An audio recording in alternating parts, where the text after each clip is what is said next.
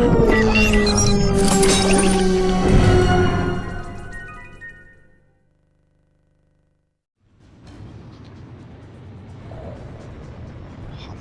suis content de faire un tour en avion avec toi. C'est notre première vidéo en avion en plus. Ouais. Bonjour à tous, c'est Franck et Kili. Salut. L'excellent, le magnifique, le sublime Kili. Qui va s'écraser dans pas trop longtemps, je pense. Ah oui, aïe, t'as déjà pris un... T'as déjà du plomb dans l'aile. J'ai déjà pris un virage sec qui était pas très fiable. On vous fait une vidéo de Ace Combat Zero, un jeu Namco, développé par Namco, édité par Namco. C'est de l'action, ça se joue uniquement sur PS2.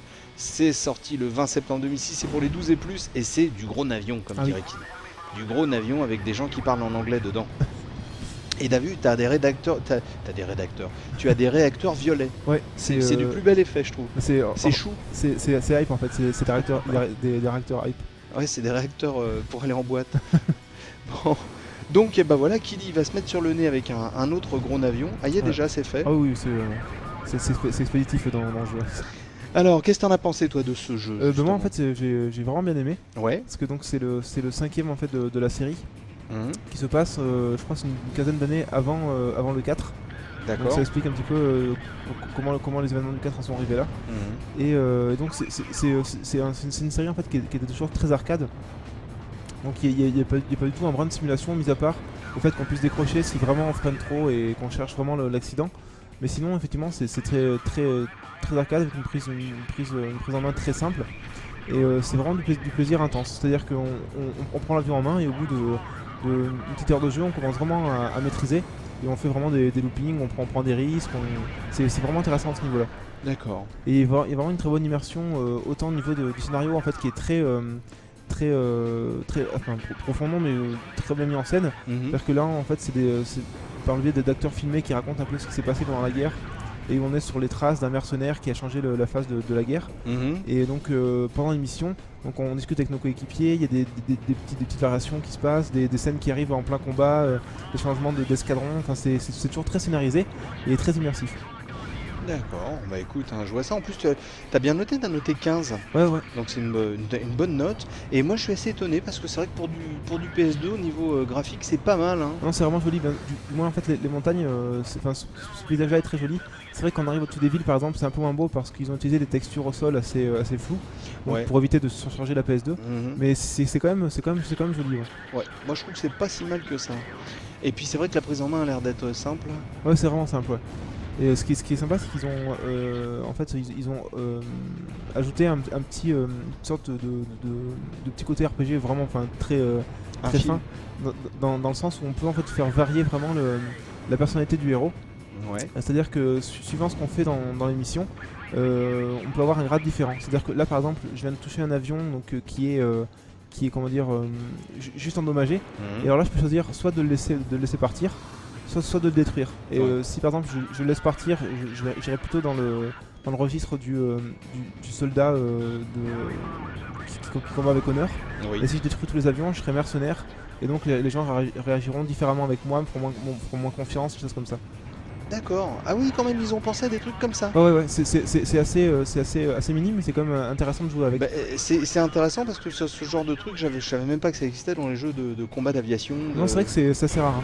Donc là, tu es un mercenaire. Donc. Ouais, là, toi, tu n'as aucune pitié. Ouais. Tu es Kili the Killer. Mais c'est vrai que dans ma partie, effectivement, j'étais allé assez loin et au début, j'essayais de combattre avec honneur. Et au bout d'un moment, quand j'en ai eu marre, je commençais à être mercenaire et j'ai fini justement mercenaire. D'accord. Donc, ce qui est assez rigolo, c'est qu'en fait, on toujours raconte l'histoire vraiment d'un héros de guerre. Et là, ça faisait une bonne. Un bon rapport avec le héros et le vieux mercenaire à côté qui massacre les avions à tour de bras. Kili the Killer, c'est ce que je disais. Moi je suis bien le rentemplant des RPG, toi tu es Kili the Killer. Je remercierai jamais assez Ace d'ailleurs pour m'avoir sorti cette phrase, je crois que ça va me suivre toute ma vie maintenant. Est-ce que tu veux rajouter autre chose mon grand? Ouais, juste en fait dire que...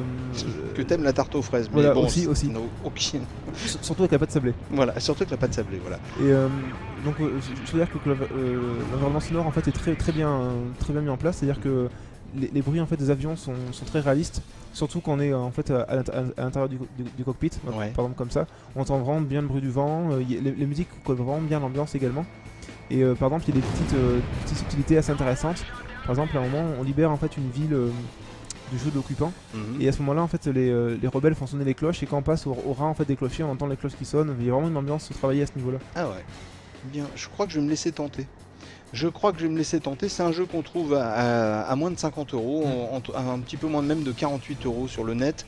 On peut déjà trouver des occasions à 40 euros, donc c'est pas un énorme investissement. Ah non, ça vaut le coup.